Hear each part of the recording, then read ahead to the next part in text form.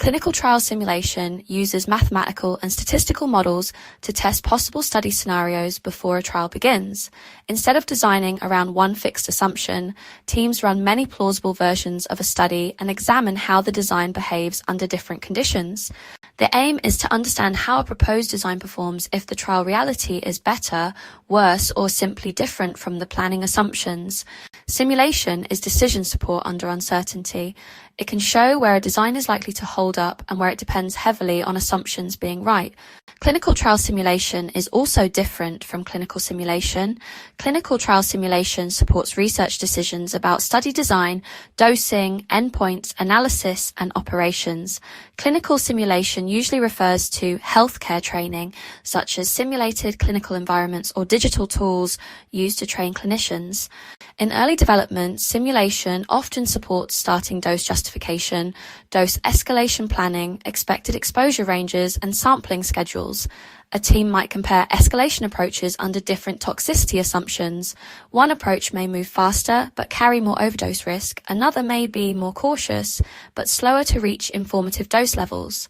Those findings can affect the protocol in practical ways. In an early dose escalation study, simulation could test how cohort size, observation windows, safety review timing, or stopping rules affect study speed and safety. In phase 2, the focus often shifts to proof of concept and learning. Simulation can explore a range of treatment effects rather than relying on a single point estimate. It can compare endpoint types, test biomarker-enriched populations, or examine how different dose arms behave under several possible dose-response shapes. Simulation is sometimes viewed mainly as a way to make studies smaller or faster. That is too narrow. It may support a more efficient design, but sometimes that means simplifying the trial.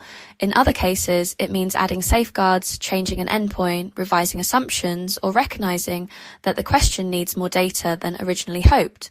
In late-phase trials, simulation often helps assess robustness and interpretability. Teams may test time-to-event assumptions in survival studies, explore non-proportional hazards, assess sensitivity to missing data, or simulate dropout mechanisms to check whether planned sensitivity analyses are adequate. The model should follow the decision question. Physiologically based pharmacokinetic models can explore drug-drug interactions, renal or hepatic impairment, or pediatric extrapolation scenarios. Population pharmacokinetic and pharmacokinetic pharmacodynamic models can examine variability in exposure and response. Disease progression models describe how outcomes change over time, with and without treatment. A sensible workflow starts with the decision context.